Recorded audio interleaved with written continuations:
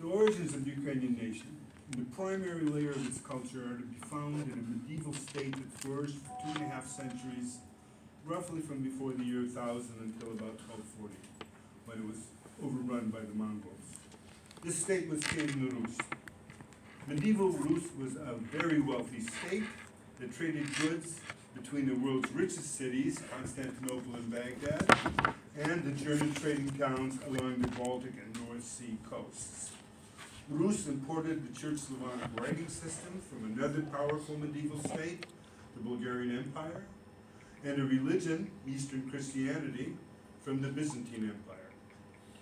Both the writing system and the religion in Ukraine have evolved over the subsequent centuries, but they remain instantly recognizable as the descendants of the Rus originals.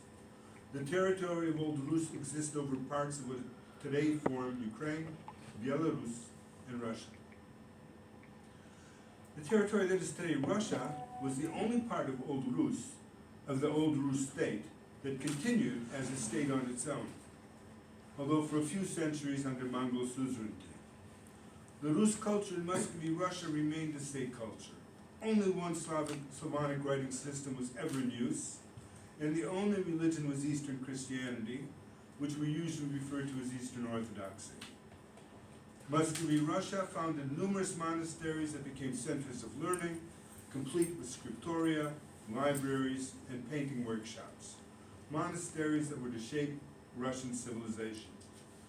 The written Church Slavonic language, with its many South Slavic features, formed the basis of the modern Russian literary language, supplemented by vernacular additions. I mention all this to help illuminate by comparison what happened with the Ukrainian lands of Rus. The latter were incorporated into Poland in what at that time was a huge Lithuanian state, both of which united to form the Polish-Lithuanian Commonwealth. Here, the state religion was not Eastern Christianity, but Roman Catholicism.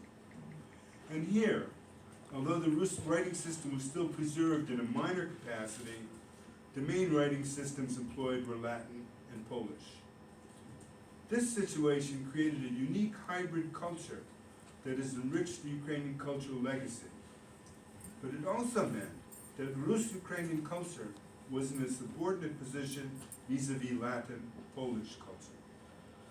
Rus monasteries in Poland and Lithuania were humble affairs, struggling for their survival in a Roman Catholic environment rather than sources of intellectual and moral enlightenment. In spite of their subordinate position, Ukrainians held fast in their religious cultural traditions, elaborating them, of course, but in plebeian fashion.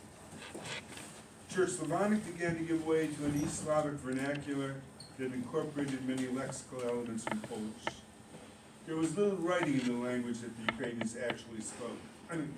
There was little writing in the language that the Ukrainians actually spoke. Only some sermons and the translation of the Gospels, copied and diffused primarily among themselves by monks and priests.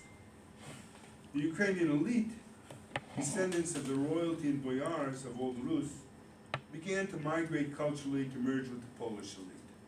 They intermarried with the Polish and Lithuanian nobility, switched their spoken language to Polish, wrote their documents in Latin, and converted to the Roman Catholic faith.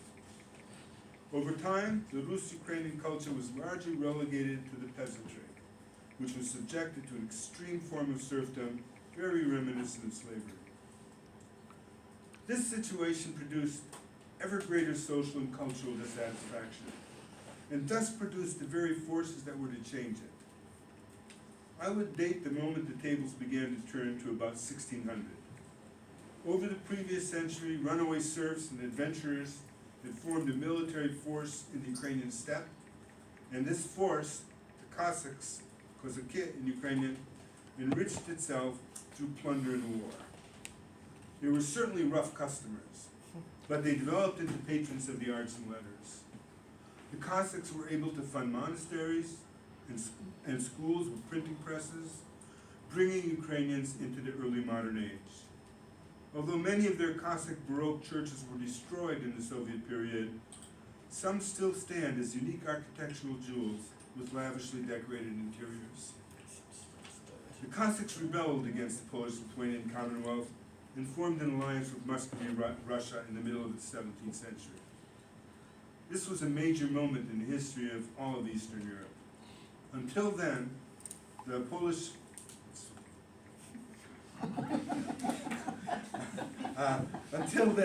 Polish-Lithuanian Commonwealth was the most powerful state in the entire region.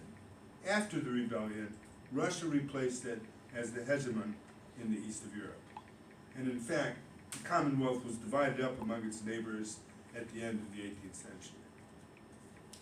The change in East European geopolitics was even more momentous for the Ukrainians. Most of them ended up incorporated into the Russian state. For a century or so, the cultural exchange between Russians and the newly incorporated Ukrainians was characterized by Ukrainians in the role of Kulturträger.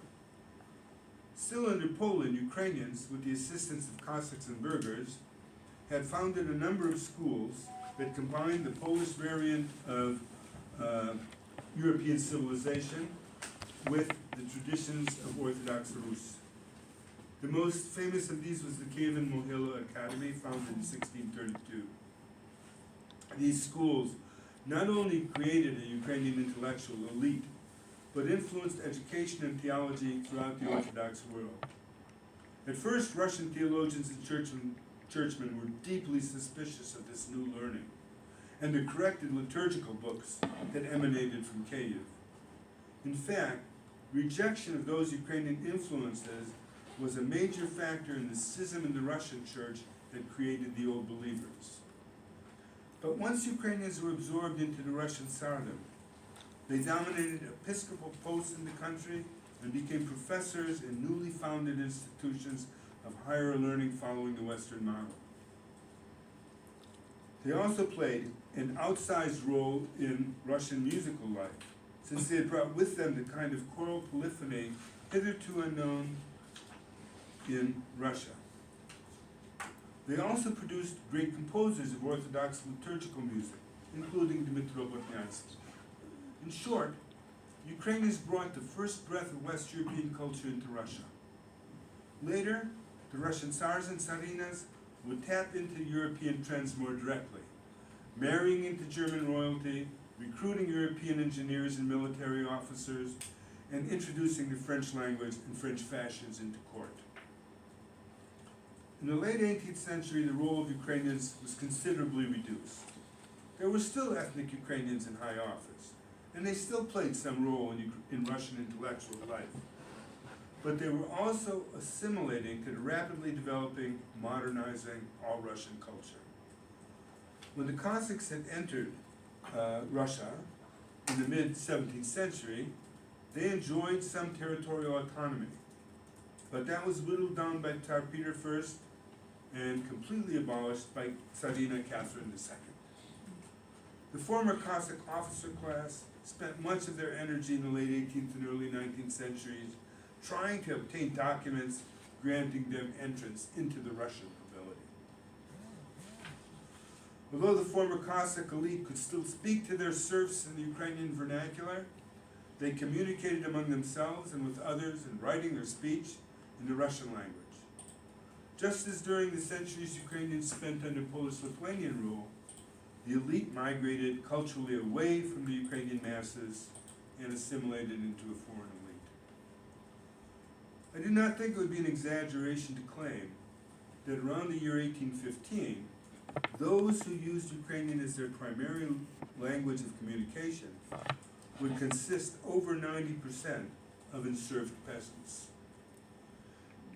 And it would also be this layer of the population that nurtured traditional folkways neglected by their Russified masters, the former Cossack officer class, who looked to France and England for models of conduct and fashion.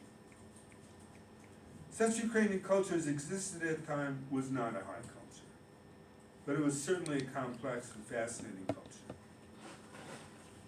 And although scholars and amateurs have been studying it now for close to 200 years, in my opinion, they've just scratched the surface. Ukrainian sacred art, for example, includes icons on a myriad of subjects adapted from both Eastern and Western Christian lore and iconography. I myself spent 10 years of my life just studying the icons of the Last Judgment in the Ukrainian inhabited regions of the Carpathian Mountains. I found icons in small village churches that fused Gothic art and the art of Novgorod to create a unique amalgam of its own. I saw that the iconography also changed remarkably over time, but there are icons for every saint, every feast day, every Christian subject. And how they are arranged in the church has its own rules and history too. Churches also contain elaborate wood carvings and metal vessels. Each church building, even in the most remote Ukrainian village, is an example of a well thought out, time-tested or innovative vernacular architecture. Outside church, one finds elaborate carvings and inlays of wood, popular canvases such as the famous Cossack Mamai, icons for the home painted on wood or glass, houses and outbuildings in regional styles, costumes, embroidery, and Easter eggs. There is an immense legacy of songs and stories, greetings, and proverbs. The music boasts numerous instruments unique to the culture, but also bagpipes, panpipes, and dulcimers. Over time, the musical culture would absorb fiddles, jaw harps, and accordions. Of course, there was dancing too. The Ukrainians certainly had a high culture, particularly in the Kievan Rus and the early modern era, but there was also a people's culture, a folk culture of immense diversity, and, to coin a phrase, plebeian sophistication. The cherished culture was produced in the abysmal conditions of an oppressive serfdom. It is culture that can stand as a symbol of humanity's Promethean struggle for something better than the reality that exists. The 19th century brought several democratizing developments that lifted this culture and its creators from obscurity. One was the abolition of serfdom. This occurred in Russia in 1861, 2 years before the emancipation of the slaves in the United States. For Ukrainians living in Galicia, a region taken by the Habsburg monarchy during the partition of the Polish-Lithuanian Commonwealth, emancipation came earlier, in the midst of the revolutions of 1848. In the Austrian part of Ukrainian inhabited territories, a system of public education was introduced as well, and the schools used Ukrainian as the language of instruction. Ukrainians in the Russian Empire did not enjoy this educational advantage. Russia's school system was poorly funded and undeveloped, and the Ukrainian language is absolutely prohibited from use in any classroom. There was a third important development, the rise of nationalism. Given how nationalism has evolved since, it is often difficult today to recall what a democratizing force this originally was. Numerous cultures that had been in the shadow of more dominant nations, that had not entered into universal human culture, were now coming into the light. Finns, Latvians, Slovaks, Ukrainians, and others not only made themselves heard, but representatives of the high cultures became interested in them. On Ukrainian territories, educated people, be they ethnic Ukrainians, Poles, or Russians, descended on the villages to record the songs of blind minstrels and ordinary peasants, to write down the tales they told their children, to sketch their fashions, to examine their musical instruments. Actually, a digression. One of these intellectuals came to the village where my grandfather was, and he made a lira, which is like a hurdy-gurdy, and it supposedly went to a museum, but I've never found it. To examine their musical instruments, to learn their dialects, and even to transcribe their smutty jokes. In Habsburg Galicia, particularly active in these researches were priests and their sons. In the Russian Empire, Polish landlords and intellectuals explored the folkways and songs of their peasants in right bank Ukraine, while on the left bank, that is east of the Dnipro River, the same was undertaken by the Ukrainian gentry, descendants of the Cossack officer class, and also by priests. Polish romantics would dress their serfs up as Cossacks, or composed poetry in imitation of the songs of the Ukrainian blind minstrels. Symbolic of the age was the figure of the unsurpassed Ukrainian national poet, Taras Shevchenko. He was born a serf, but wrote poetry that captivated intellectuals and men of letters throughout the Russian Empire. His admirer Turgenev, for example, wrote a short memoir about him. Shevchenko's language and sentiments came straight from the heart of the Ukrainian peasantry. To contemporaries, a serf writing powerful poetry was a marvel. I think the reception of Shevchenko has been most eloquently captured by the historian and contemporary of his, Mykola Kostomarov.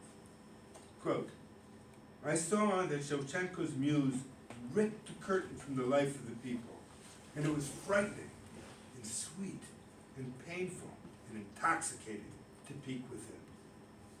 Unquote. Of course, the transformation of a vernacular culture into a national culture had problematic aspects. As many analysts have pointed out, the national culture, in the case of Ukrainians and other emerging nations, actually replaced rather than reproduced traditional culture. Also, the national movement can be seen as a promotion of subaltern elites rather than peasantry.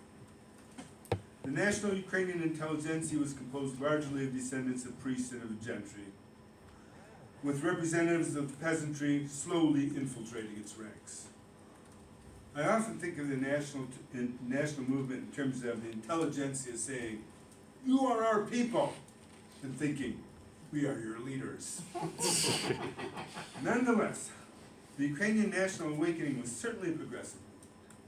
In the years preceding World War I, Ukrainians found themselves aligned with the democratic and leftist movements in the states they lived in.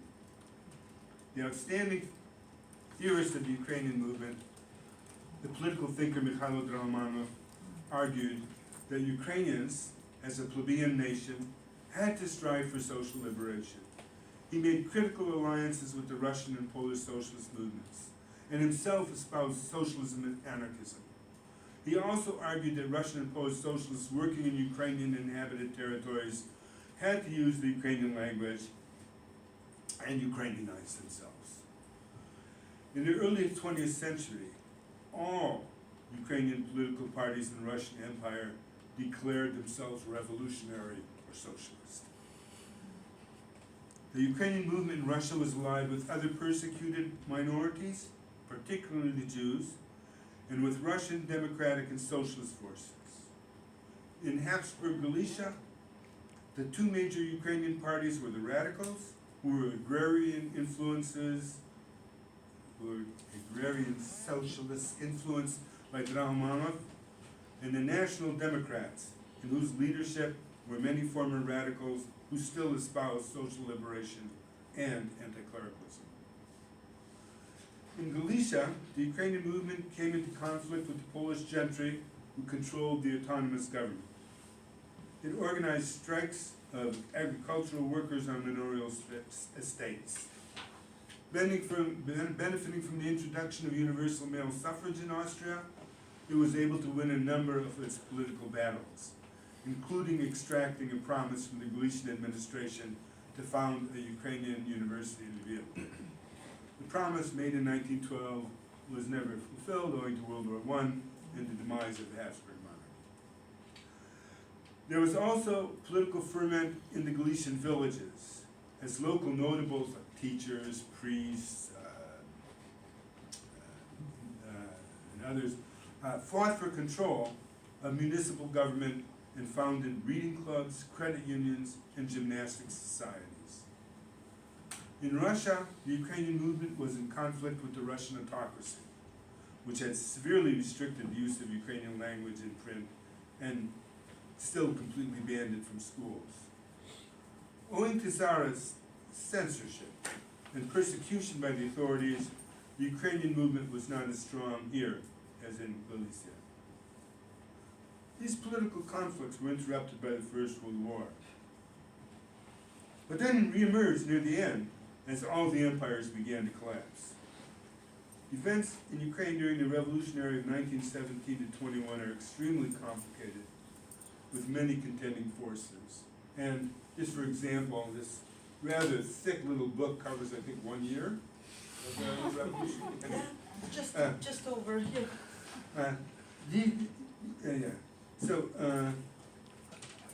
Ukrainians and Galicia tried to take power in the name of Western Ukrainian People's Republic, but they were defeated by a Polish army trained in France to fight the Bolsheviks.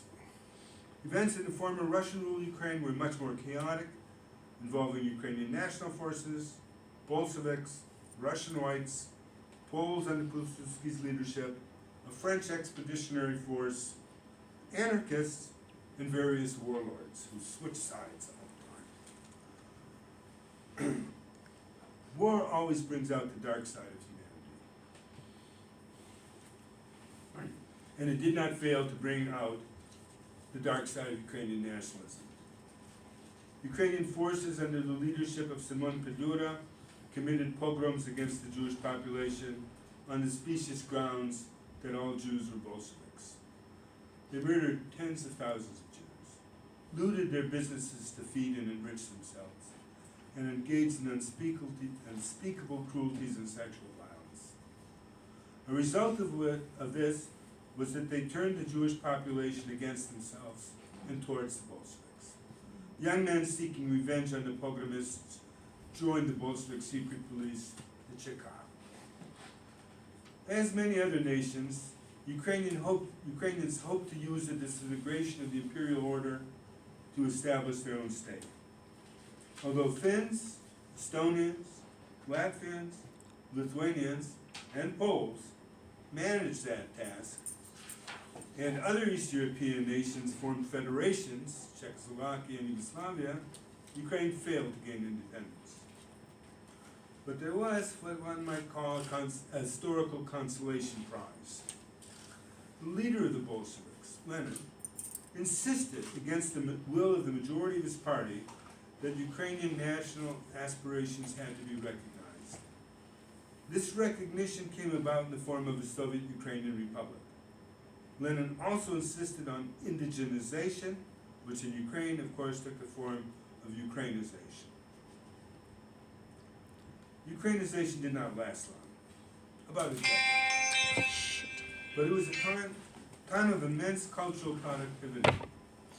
Already before the war and revolution, the new national Ukrainian culture had taken great strides, though limited to Galicia. A very professional Ukrainian daily press had emerged. Gems of world literature would be translated into Ukrainian. Original literature in the Ukrainian language flourished. A feminist movement appeared. And the equivalent of an Academy of Sciences was founded in Lviv. But the intense creativity of Soviet Ukraine in the 1920s was simply stupendous. The historian Mikhailo Hrushevsky continued working on his magnum opus, a multi-volume history of Ukraine that has recently been translated into English. He and other Ukrainian prominent scholars in the Ukrainian Academy of Sciences produced numerous and valuable volumes on Ukrainian ethnography, linguistics, and history. The scholarship was of the highest quality, and Ukrainianists still consult these studies with regularity. But there was so much more, including avant-garde literature, film, theater, and visual art.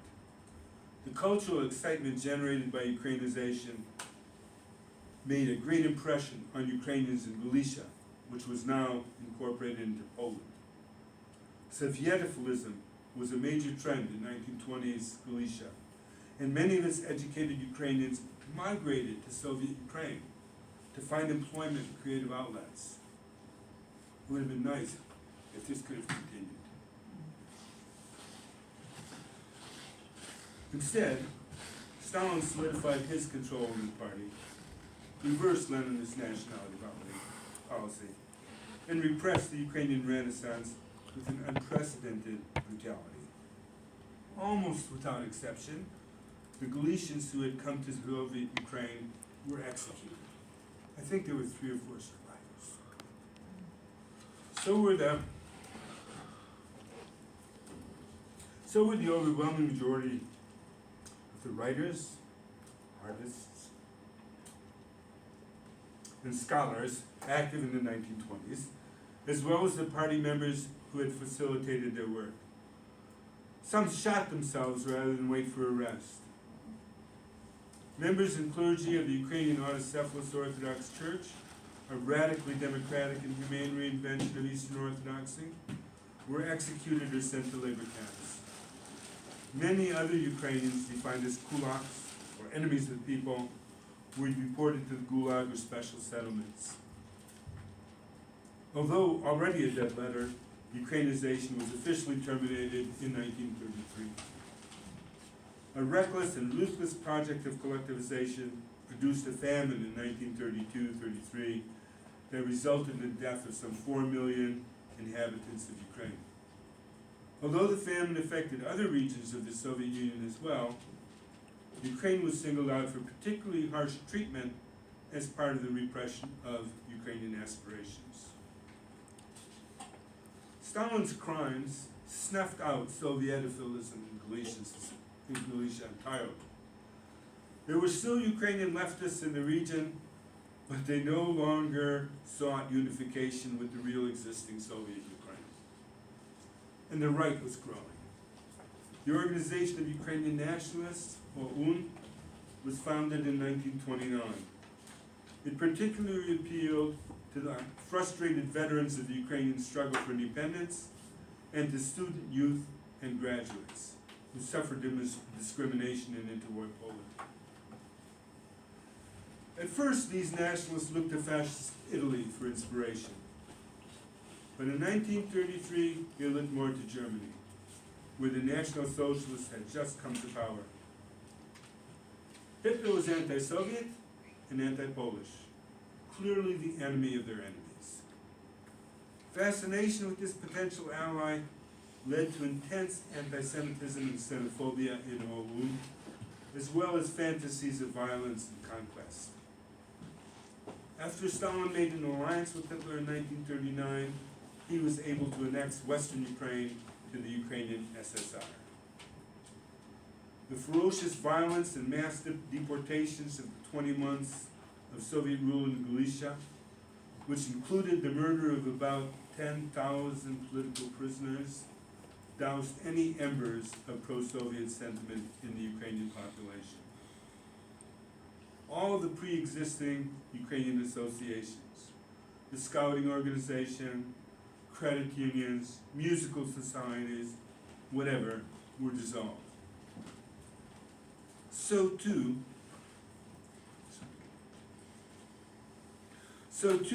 was the entire pre-existing Ukrainian press and all political parties.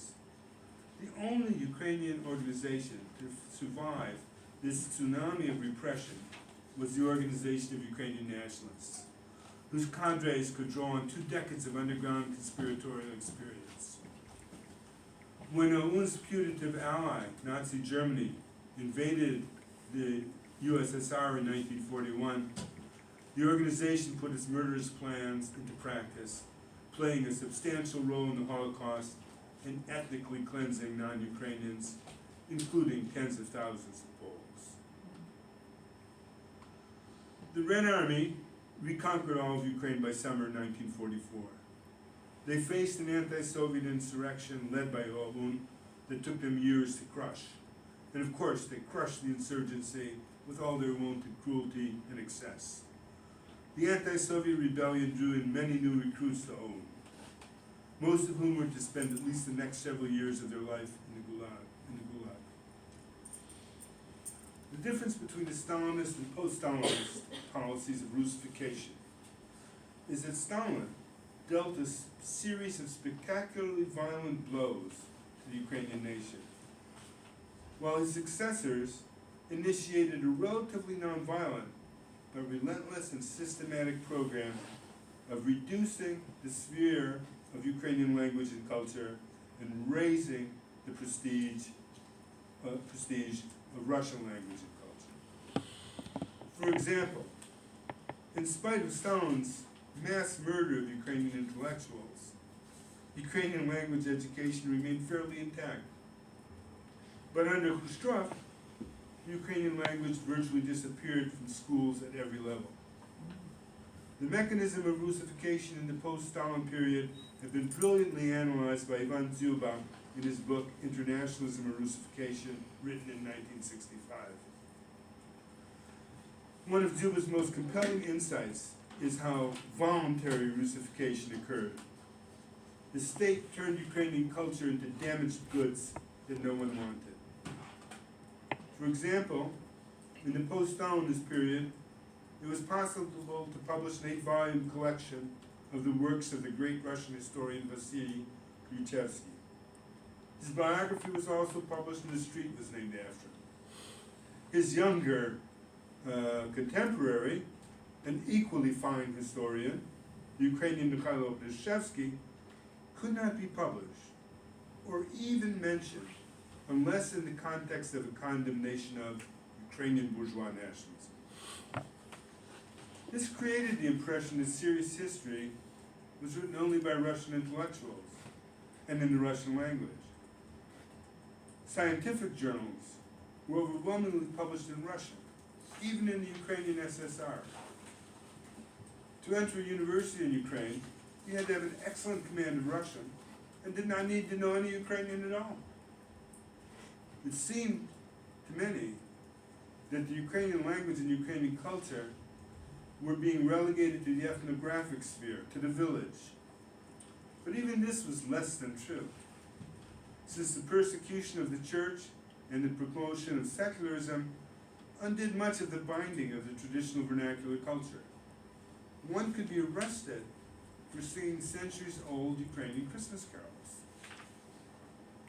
Also, engaging in Ukrainian cultural activity put people at risk. That's why there were so many Ukrainian dissidents in the Gulag in the 1970s and 1980s. Lenin, in his day, argued that the most dangerous form of nationalism in the Soviet polity was not any of the minority nationalisms, but great power Russian chauvinism. However, even though in the course of Soviet history after Lenin's passing, many thousands of Ukrainians, perhaps even many 10,000s of Ukrainians, were arrested and or executed on suspicion of nationalism, no one was ever arrested for Russian chauvinism. The Soviet Union eventually collapsed in 1991 after all the national republics seceded, which testifies to how much resentment the intentional Russification of non-Russians produced. Ukraine became independent in that year and has been independent for over 3 decades now. Anyone acquainted with the country now can witness the vibrancy of its cultural life. In my work, I encounter many young Ukrainian scholars who are at least as curious, bright, and hardworking as any I have met anywhere. Grassroots associations have been blossoming. Ukrainian culture has found new pathways into gay and feminist culture.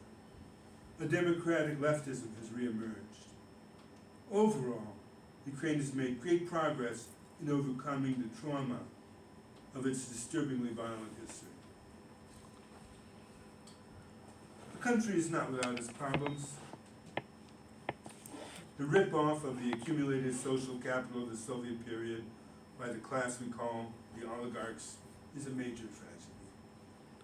The glorification of the organization of Ukrainian nationalists at the state level and the emergence of their modern-day descendants, such as right sector Nazov, pose a human rights problem. So, after this long excursions into history, what can we draw as lessons for today's struggle in Ukraine, now at war against the Russian invasion? I just want to make 2 points. First, as we've seen, Ukrainian culture is a hard-won treasure. It has survived in a submerged capacity under most of the states that ruled Ukrainian territory. It survived even though most of its barriers over the centuries were serfed. It survived discrimination under Poland and severe repressions under Tsarism, Stalinism, and post-Stalin communism. The lands of Ukraine have seen major national extinctions over recent centuries. A flourishing Muslim culture once existed in Ukraine's south, but the Nogai and Crimean Tatars are largely gone. There once was a flourishing Jewish culture in Ukraine, with its own language, customs, and its own variant of Judaism. Hasidism was born in Ukraine. This community, the Jewish community, was, of course, annihilated. If Russia wins this war, Ukrainian culture will be extirpated from Ukrainian soil as well. People are lately beginning to appreciate the value of diversity. Biodiversity, racial diversity, neurodiversity, and cultural diversity. The loss of Ukraine and its culture will hurt us all, even if we leave aside the question of the kind of aggressive, imperialist, repressive regime that would replace it. My second point is that conflicts of the sort that is raging now in Ukraine have always called out the dark side of Ukrainian culture. Jews and Poles are no longer large communities in Ukraine, so there will not be a repetition of the kind of violence perpetrated by the Cossacks, the Padurist forces, or the wartime nationalists of Western Ukraine. But in the present situation, lovers of Ukraine should maintain vigilance to protect the rights of women, homosexuals, and of non-Ukrainians in Ukraine, whether they be Hungarians, ethnic Russians, or Africans. We should protect all religious dominations, holders of minority political views, and working men and women. So, thank you for your attention.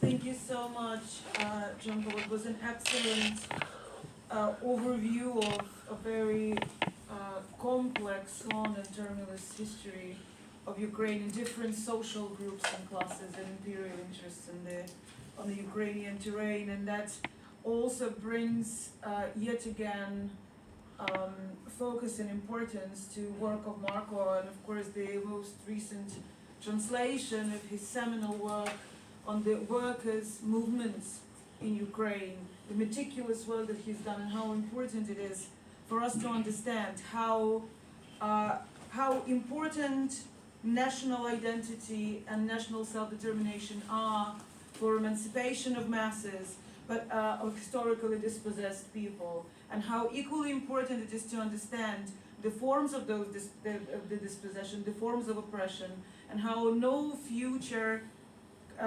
stable peace and unity and prosperity in the country can be established without understanding that Ukrainian nation has historically been culturally very varied, ethnically varied, religiously varied. And so while there are these different identities that form Ukrainian nation, the future of the country can only be built on dialogue and on shared civic identity. A nation as a civic group rather than any one specific group. And in the process of decolonization and freeing finally historically from Russian chauvinism and Russian cultural hegemony and all of its forms, that needs to be understood, because indeed there are a lot of products of that cultural hegemony and historical processes who do not know their Ukrainian history, who speak Russian, but that doesn't make them any less of a patriot of Ukraine. And in that current process of Ukrainian national formation and liberation, that really needs to be understood, and those lessons of history need to be learned, that Ukrainians in all of their shapes, forms, they need to unite together and fight for this complex historic nation in the borders recognized internationally. We have finally, I think, overcome some technical issues, and we have some of our friends and activists from Ukraine joining us online. Is Mick joining as well, or is he? He doesn't think he When can. he joins, he will. So let's just quickly check before we go into the whole group discussion whether Zakhar and Denise can hear us okay. Excellent. Who goes Could call them first? now. Yeah. So we have joining us from Ukraine, the progressive left of Ukraine that embeds and embodies all these principles and values that we were talking about, and who do know the history of Ukraine and who are familiar with work of Marko and who found it very inspirational. They would like to address us. We have Zakhar, Popovych, and Denise Pilash. Zakhar, Denise, which of you would like to go first to address us? Sasha, we're going with Zakhar.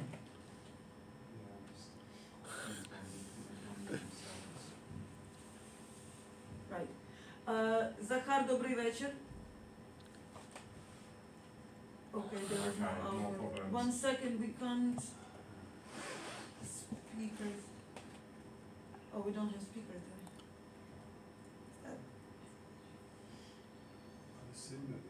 I've been plagued by technical problems today.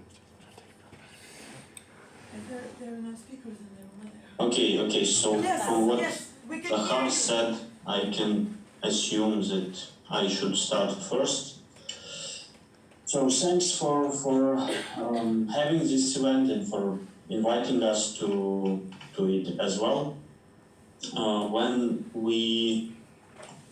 Marko passed, we lost a comrade, a friend, and also someone who connected us with enormous number of other friends and comrades. As the work that was done by Marko and his comrades in Ukraine Solidarity Campaign, it was really more than just some solidarity channel with the people of Ukraine, and in particular the labor movement, the working class of Ukraine.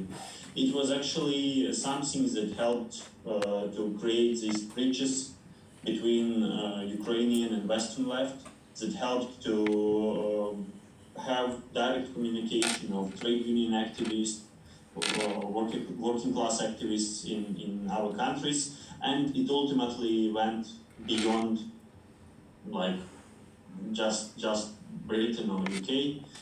So actually, Ukraine Solidarity Campaign, we can state it becomes something like a template for solidarity with struggles of Ukrainian people, both against foreign invaders, the Russian imperialism, and also in their everyday struggles in their workplaces, and so on, for other solidarity movements. And Marko's role in this was really indispensable. It was so important, not just because he was a living link of Ukrainian diaspora, the international left, and the people in Ukraine. I think some of us at least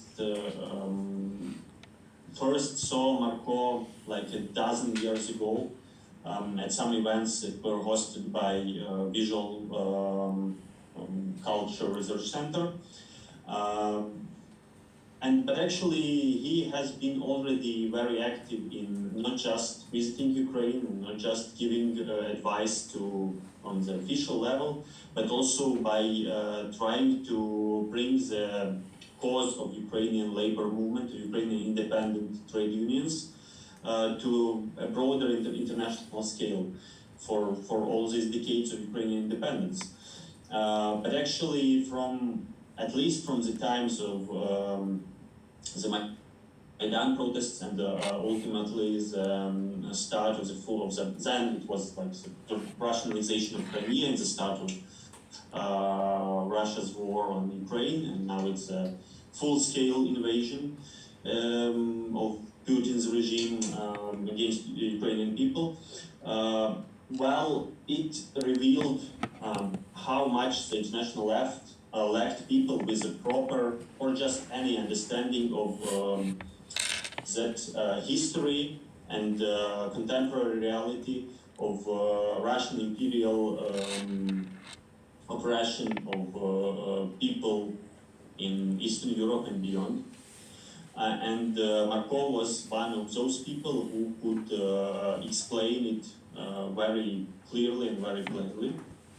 And actually, our happiness to find Marko was reciprocal, as this living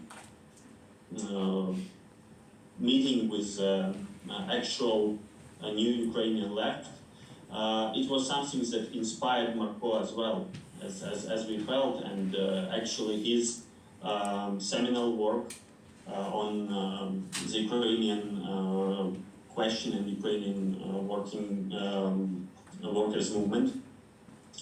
It was updated and broadly extended by him in his last years in these living discussions with people in Ukraine, and it was something that also boosted the interest for the topic in Ukraine itself.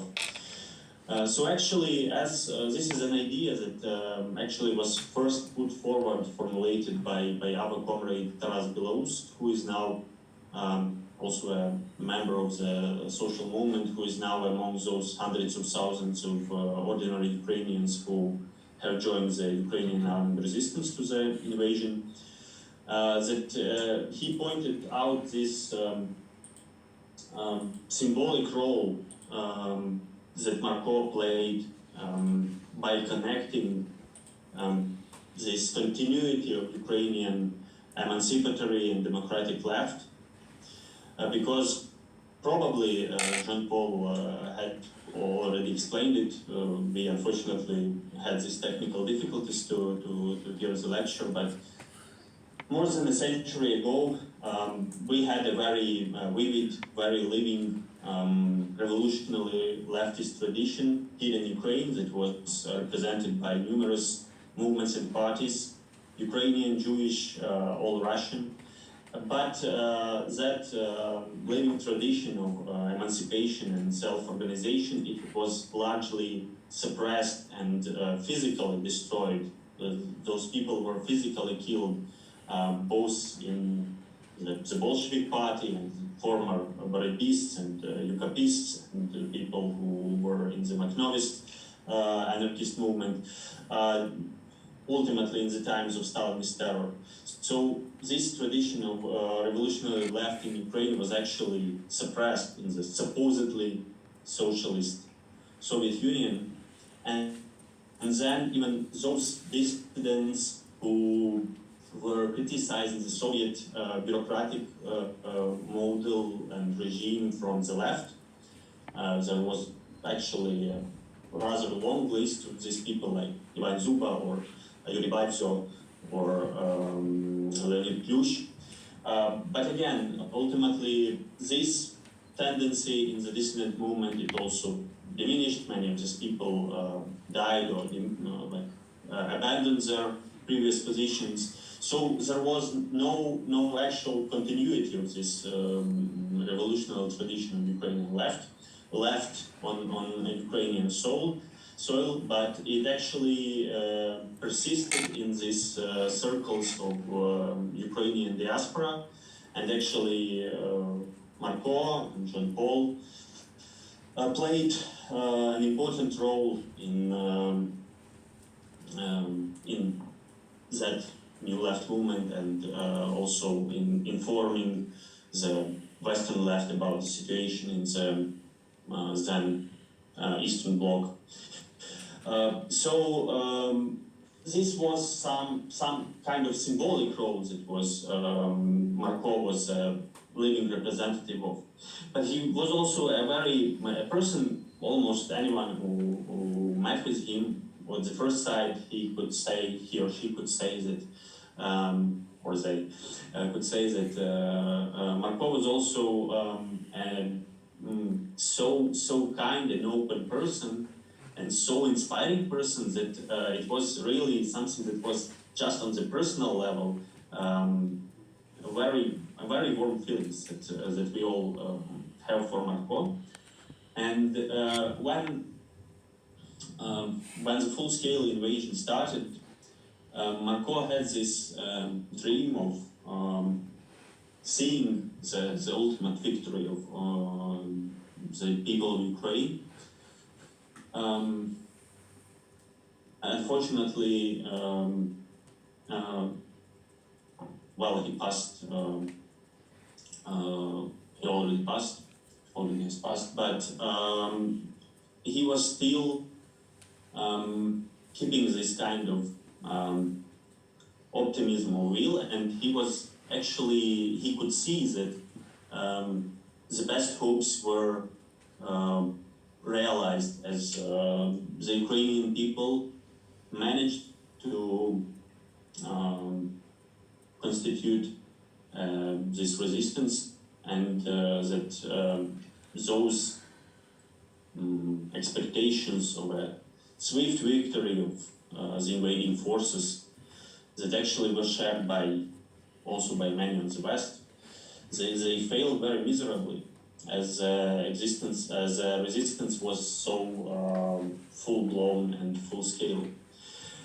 So ultimately, we all hope that at the moment when we can proclaim Ukraine free, not just from the invading powers and from foreign oppressors, but also from our own injustices, inequality, and other social problems, social sins.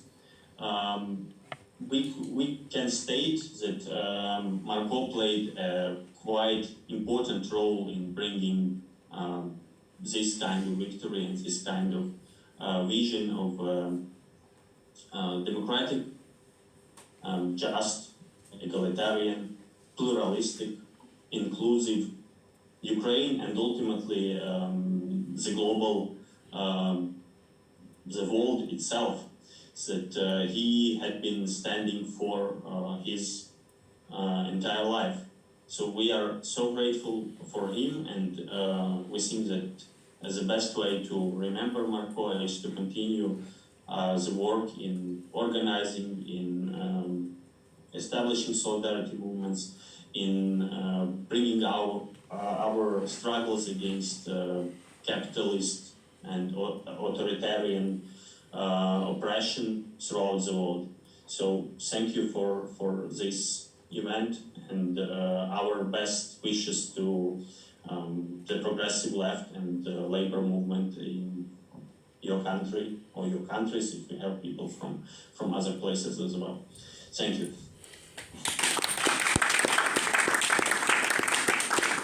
Thank you very much, Denis. I hope you can hear us in here. Great.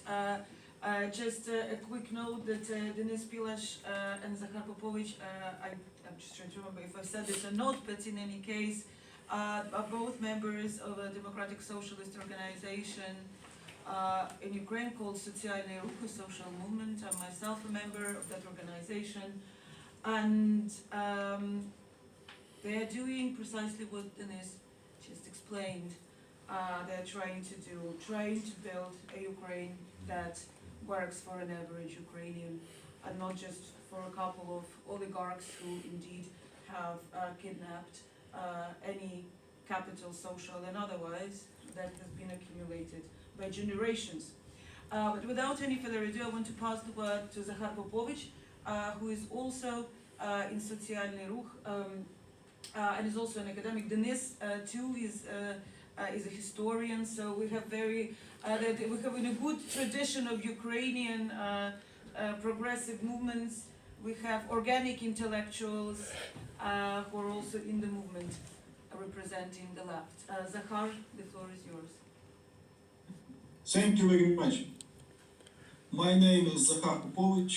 I'm a member of Socialny Ruch, and I'm joining this event from Kiev. I would say that I appreciate very much what Marko done, but you know, it's very hard to divide what is personal and what is kind of political and what is intellectual in his work. I really think that Marko, for me personally, is kind of example of consistency, responsibility, yeah, and he was, as far as I know, he was active when he was a student. Yeah, he was an activist, and for many years, through different periods of time and different circumstances, he preserves this. His beliefs, his very responsible scientific approach, and so in some sense I wish all of us to be that consistent as Marko succeeded to be. And I want to say that actually his work is very important, is amazingly important for Socialny Ruch from my point of view. His book about the Ukrainian revolution and this interconnection between the national and struggle and the workers' movement in Ukraine is, you know, one of the founding stones of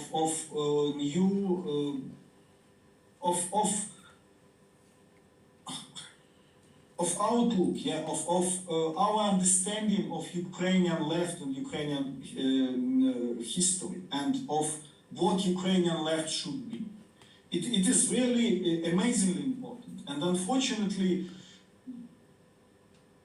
actually, it was the first such book, such significant thing that was focused on this question, and I think it is kind of very important for political life today of our organization, and also his works on account of development of Ukrainian independence after the 1990, of rebuilding the Ukrainian independence. It is also kind of very important nuanced view when we are not just dismissing oligarchs as bad and corrupt and don't dismiss the Ukrainian independence, but understand this process as complex one, as process of class struggle and of attempts of oligarchs to build an independent nation, but for themselves. So I would say that Marko contributed very much to the emergence of true Ukrainian left, I would say, re-emergence of true Ukrainian left, which were suppressed for a long time. Yeah, Ukrainian left was kind of marginal in diaspora for many years after World War II, and Ukrainian left was to much extent suppressed in Soviet Union and in post-Soviet Ukraine also, because left was always mostly understood as some nostalgia about the Soviet Union. And only now, I hope, we see this process of rebuilding a true Ukrainian left, which I hope gives us a chance to rebuild international left, yes, and the chance to overcome capitalism globally. And I think that Marko's contribution was very significant. And yeah, it is personally very heartening that we can't hope for more of this contribution anymore. Thank you very much.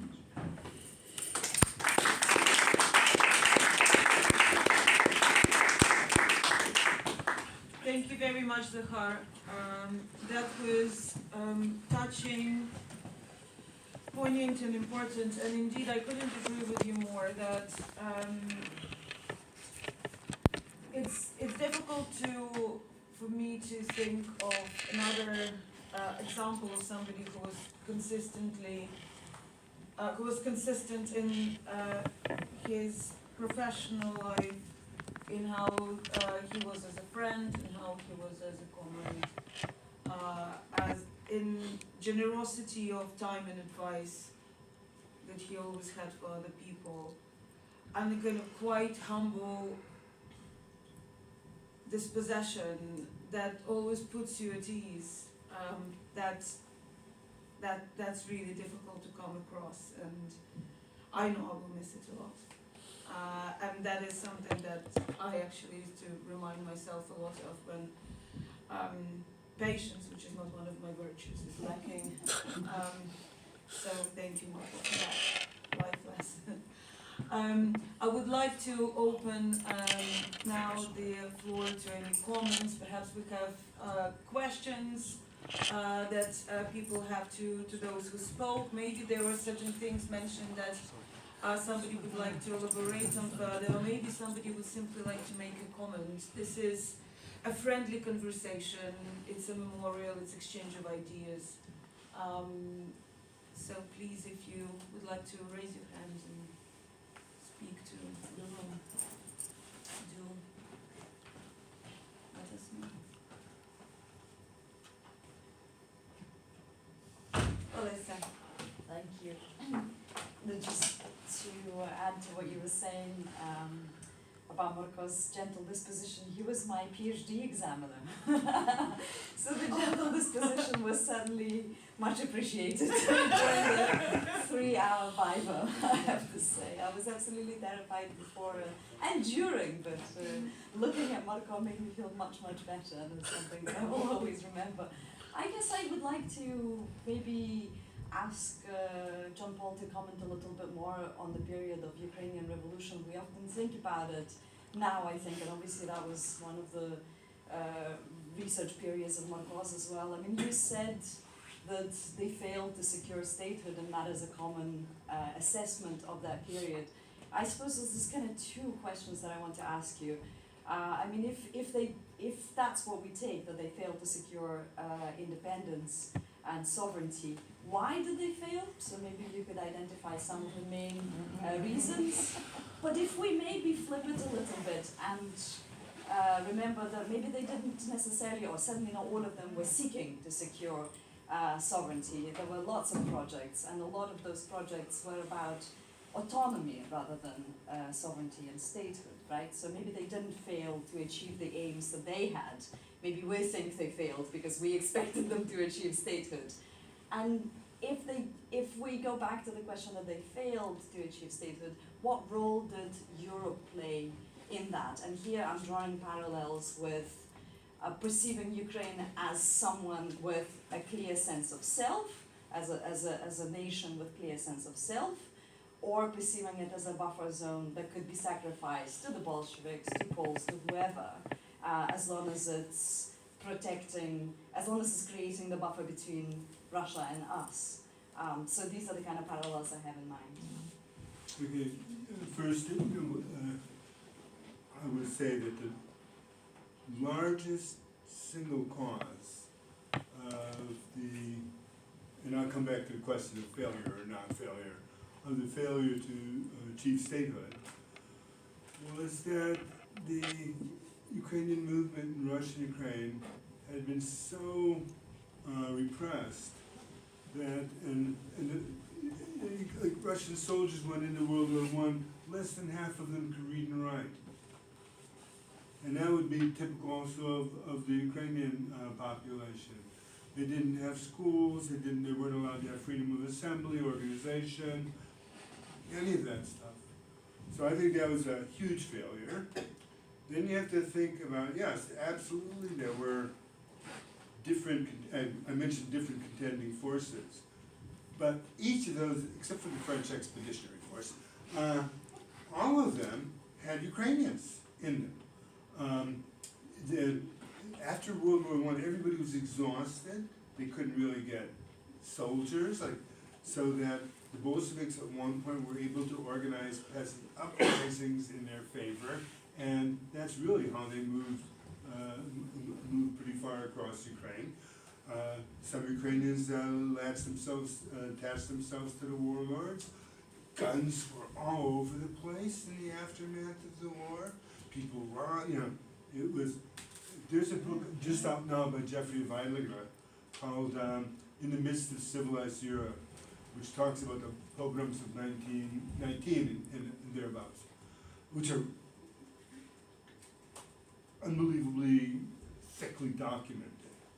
Well, once you realize and he described what the revolution looked like on the ground. It wasn't this group goes here and this group goes. People were switching sides all the time, and actually it reads like Sholohov's Yichidon, where they're everybody's changing and they're committing cruelties and stuff like that. So it was pretty chaotic. On the issue of independent statehood, certainly the Central Rada people, the original ones, did not have in their minds independent statehood. Even when they declared independence on January of 1918, immediately Grushevsky informed everybody that this is only a temporary measure, that we're really looking to be in the Russian Federation. They wanted to be in the Russian Federation, but there was no Russian force they would allow, because they immediately dismissed the Bolsheviks as forces of chaos and anarchy.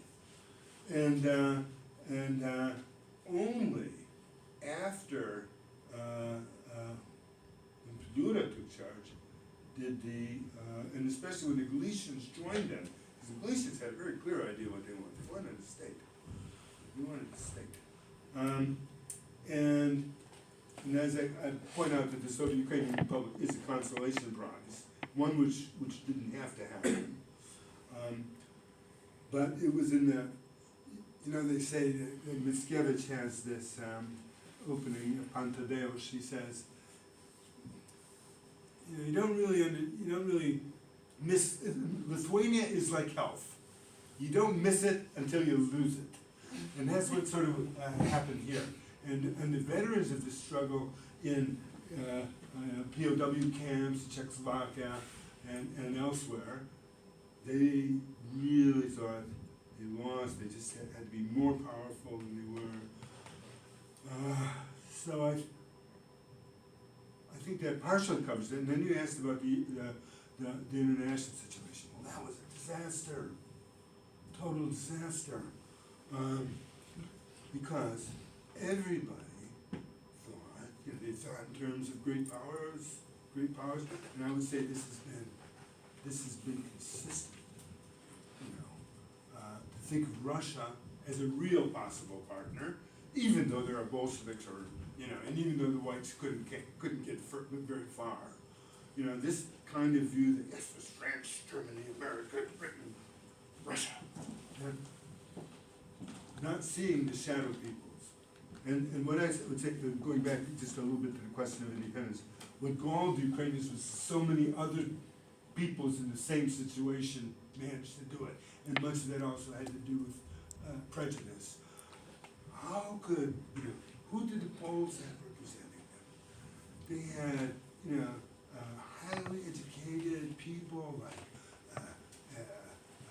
Dmowski, and they had, and the main one was, of course, Popovych, world famous pianist, man of great culture, fluent in French. Ukrainians tended, if they knew a foreign language, it was German.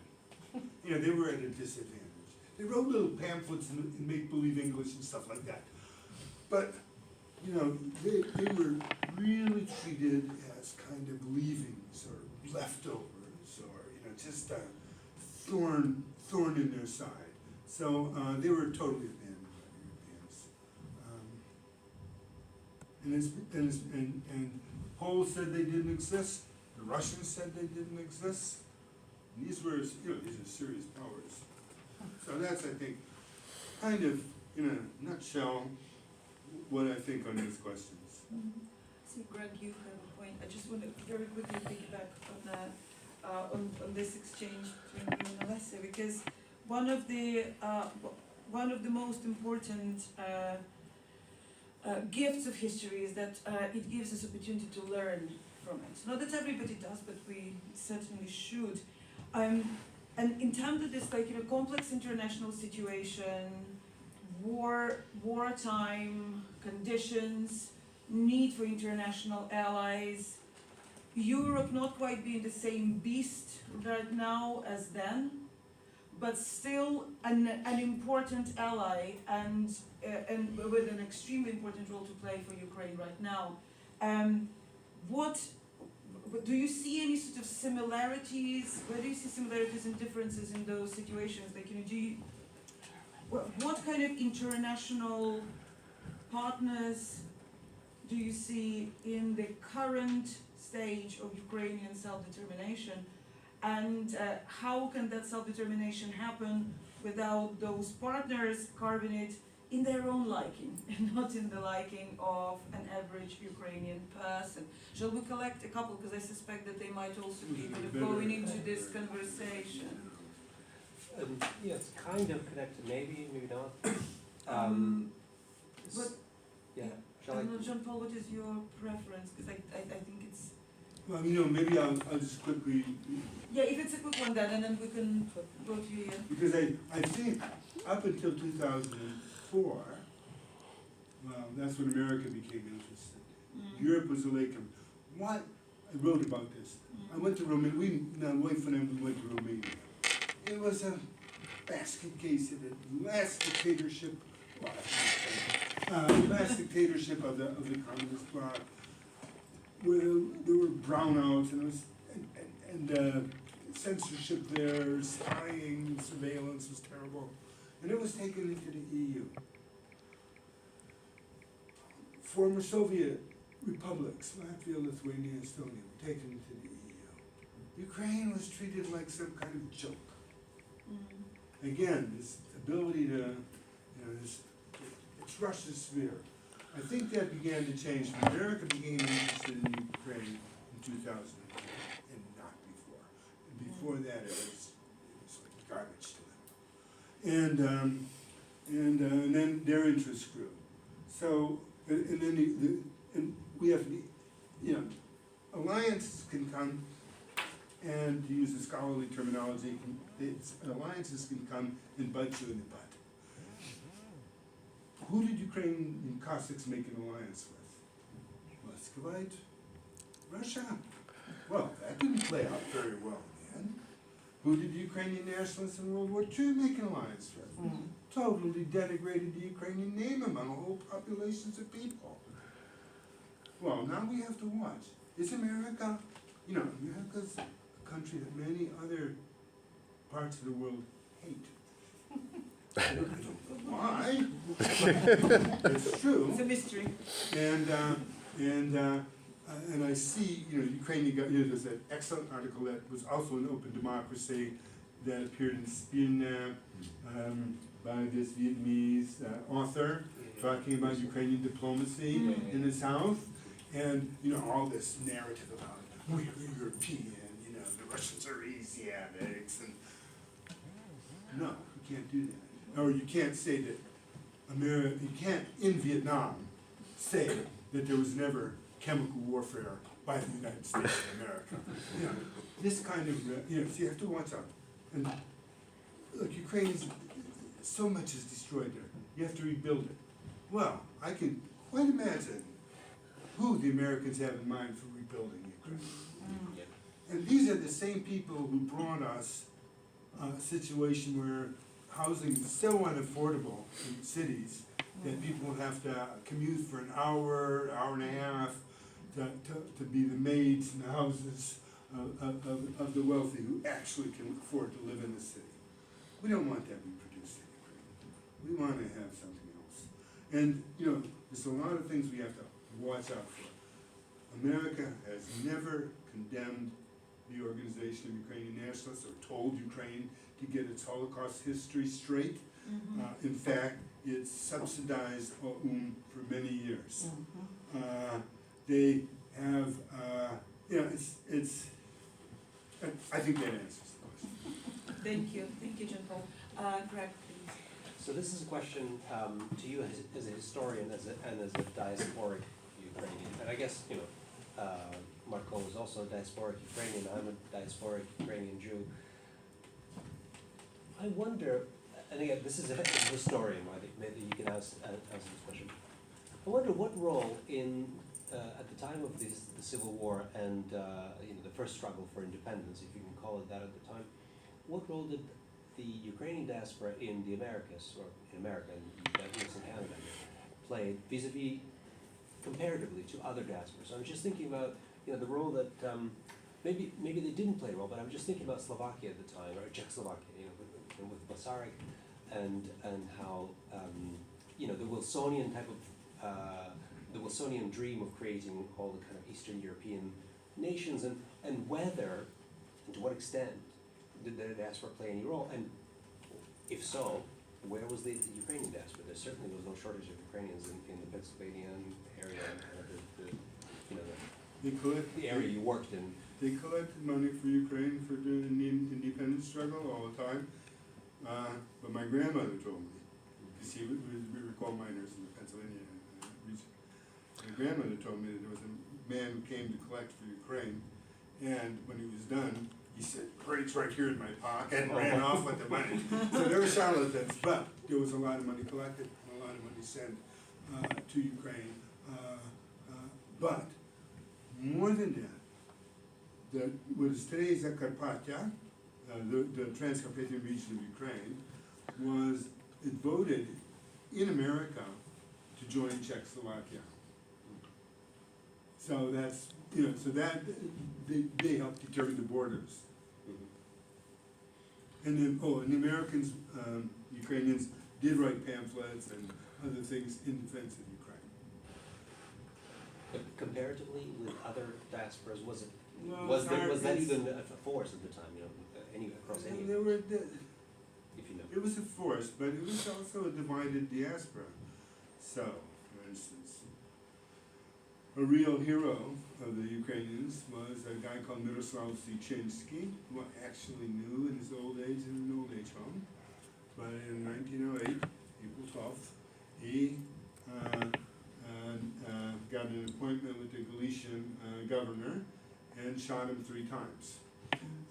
First terrorist act of liberation in Ukrainian history. Well, he escaped from prison, which was like a huge event in the diaspora, and he went to America, but he became pro-Bolshevik. But he raised money for that cause. So the divisions which existed in Ukraine were often reproduced in the diaspora. We had Chris and Sasha and Simon, and then we. Just a quick note, we need to start wrapping up in about 5 minutes. We need to be out of the building by 9. Okay, just that wasn't my contribution. Is it that late? 22. Yeah, that's what.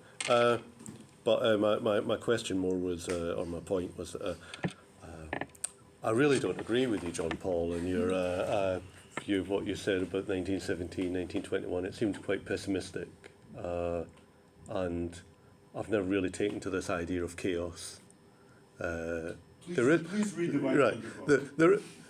There is points at times there's chaos, but there's also, I find it quite, it's like when people write about a peasant jacquerie, as if illiterate peasants can't be organised in thinking and have visions or the future of. I can remember reading a time in London where there was massive illiteracy, and radicals used to sit in a pub, and the people who could read would read the newspapers to everyone who couldn't read. And they were being educated, and just because they couldn't read doesn't mean that they couldn't think or organise or have a vision for the future. And there was extensive organisation, especially run up to 1917 among the peasantry and education and etc. And huge self-organisation. But society can break down in the course of chaos. Social breakdown can begin. But even in 1919, we were told about all this chaos. There's also repeated efforts by people to reconstitute republics along the line of the visions that they wanted. There was efforts to create things, a massive self-organisation taking place, and it seems to me the problem was the problem was fragmentation, I'd say, along class lines and different visions, and particularly between those who had a radical social vision and on the national question. So I don't think it was the chaos, I think the fragmentation. And in terms of internationally, I agree with you what you say about huge Russophilism that existed. But you could succeed against empires. Look at Ireland, that managed to establish a semi-independence against the most powerful superpower in the globe at the time. It's not impossible that small nations, or indeed big nations, could succeed in national liberation in that environment. So yeah, I don't think you are saying this, but I don't agree with the view that tends to denigrate the popular classes and their ability to succeed. I think there was a possibility to succeed in 1917, 1921, and of course the Bolsheviks didn't help in that. But my final point was a question. How do we succeed in reviving alternative visions in Ukraine today, alternative heroes? Because I agree the importance of historical truth, but I wonder if it's better to be posing the alternative heroes like Vinichenko and Drahamanov, and if it's a better task to be focused on promoting the alternatives than exposing the reactionaries. Which of the two would succeed more in the current situation? I think in the interest of time, I'm going to collect the questions and then let you reply. Would that be acceptable? Sure. And I will also ask those who remind us of time that they should also keep to time. Yeah, sorry. We do have an announcement from Sasha before we finish. Okay. Sorry. Is yours an announcement or a question? It's a question and a very brief comment. Okay, great. Then, yeah. Actually, do you know what? Question. The people don't need to see me, so that's, yeah, as long as you can hear me, comrades. So my name's Sasha Ismail. I'm a member of the Ukraine Solidarity Command Committee, and I think possibly the newest member in the country of the Fire Brigades Union. I'll mention that and say something about the unions in the UK in a second.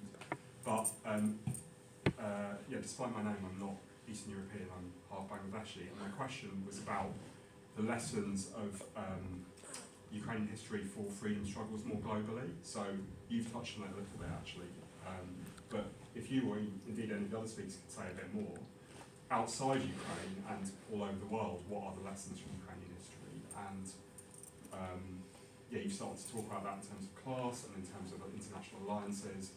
And I suppose I'm thinking as well about the struggle against authoritarianism in different countries, and also about what it says on the back of Yulia's laptop about consistent anti-imperialism. So yeah, thoughts about the lessons more globally would be good.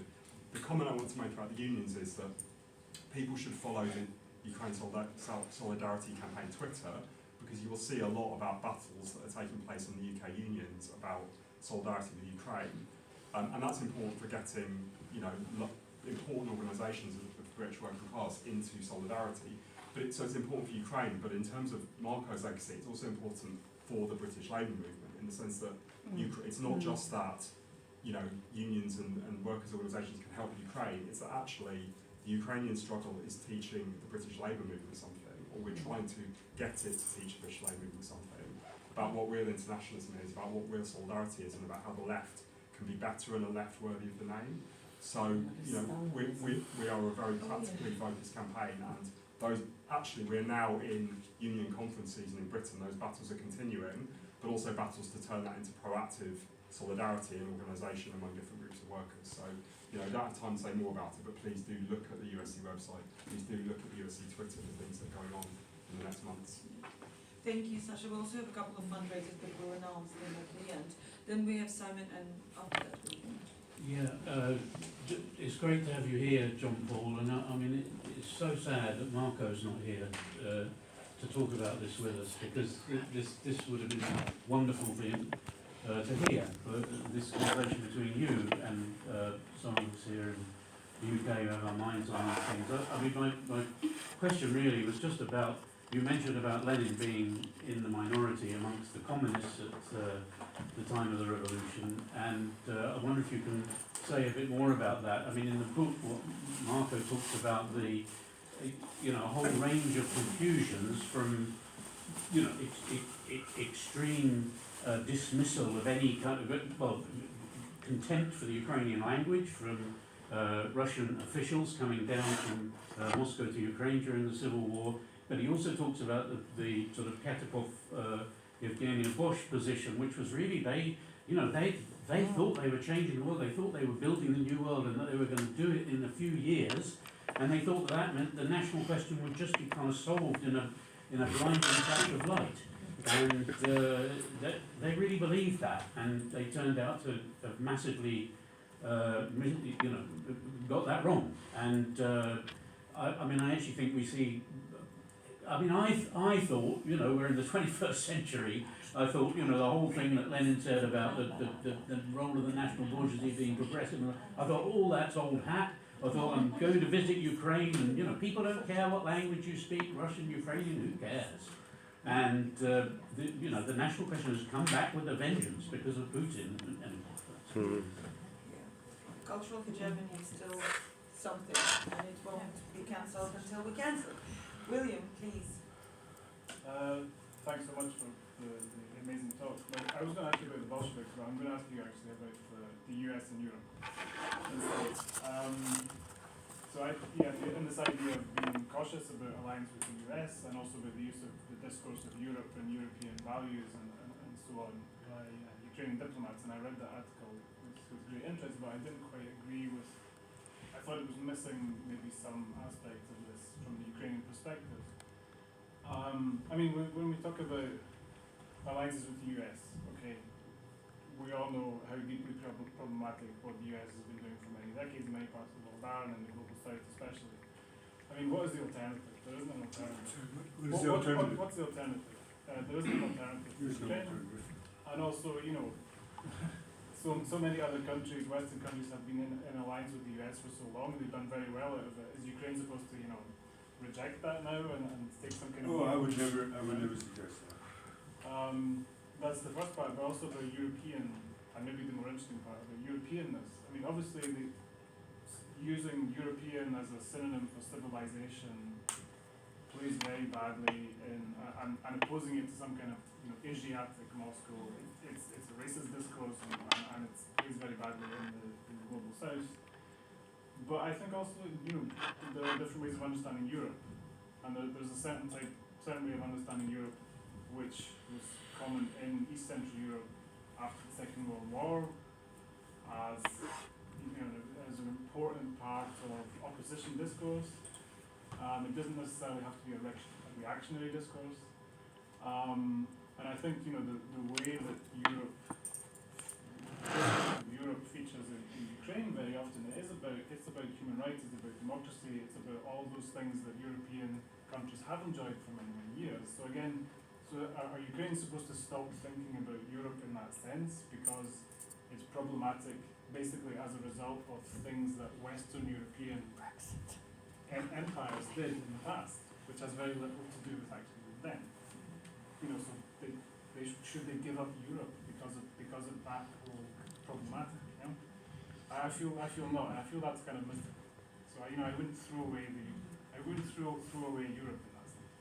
Very good point about what is European values as they are on the tin and what is the praxis of European Union as a set of institutions and member states.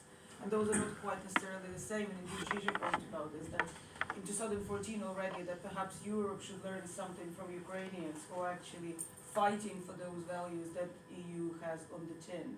I'm going to let John-Paul answer some of those many complex points in about 6 minutes, so that we have time to leave the building. That's time 6 minutes, so that we can get out of the building because apparently we have to. Maybe I'll combine my answers a little bit here.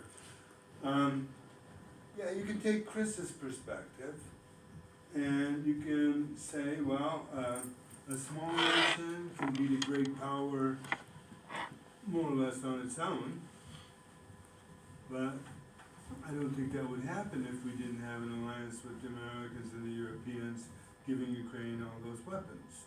So, you have to be democratic, and you have to be, you have to take care of the vulnerable within the conditions you actually can work with. I mean, I could give you, if you think it's very simple, you just have an international socialist revolution, it's all solved. But no, we have to live with that. But what you can't do is be uncritical about it.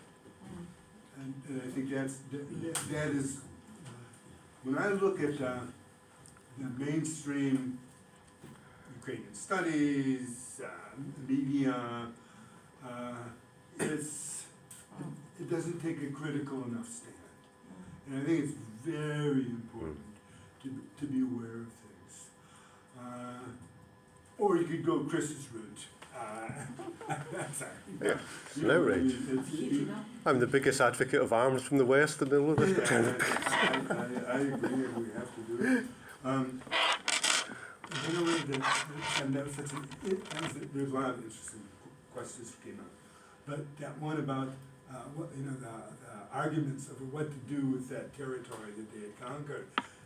Some people want to divide it like into Kryvyi Rih zones and Donbass zones and economic zones, but Pyatakov, like a Luxembourgist really, and Bosch, you know who they remind me of?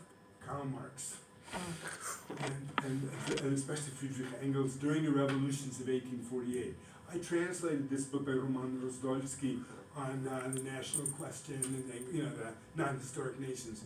They were so sure that this revolution was everything, the peasantry would disappear, these little nations, these counter-revolutionary nations would just disappear, because, we're winning now. And they thought they would, and I have to say, the Bolsheviks were counting on a European revolution. And all the, civilization of Germany and all that stuff. So, if that had happened, maybe that would be look a little bit more like what they were working for. But they also had to deal with their realities. And maybe that could be an excuse for Stalin, but I don't think it is. I agree 100% with the idea that the only way to eliminate the negative kinds of nationalism which arise is to satisfy natural, cultural, demands. I agree with that entirely. Lessons for the world from the Ukrainian struggle. Make the Americans love you? No, I don't think that's the word I think in a popular image, people look at this as a David and Goliath struggle, which it kind of is.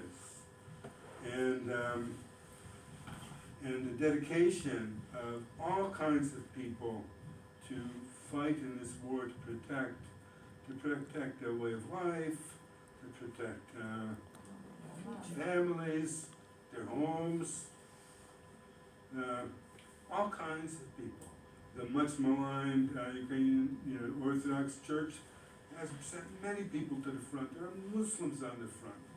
There are all kinds of people on the front. Ethnic Russians, Russian speakers, and I've said this before. The real trump card of Ukrainians comes from a leftist slogan, Chilean slogan: "A people united will never be." Never be.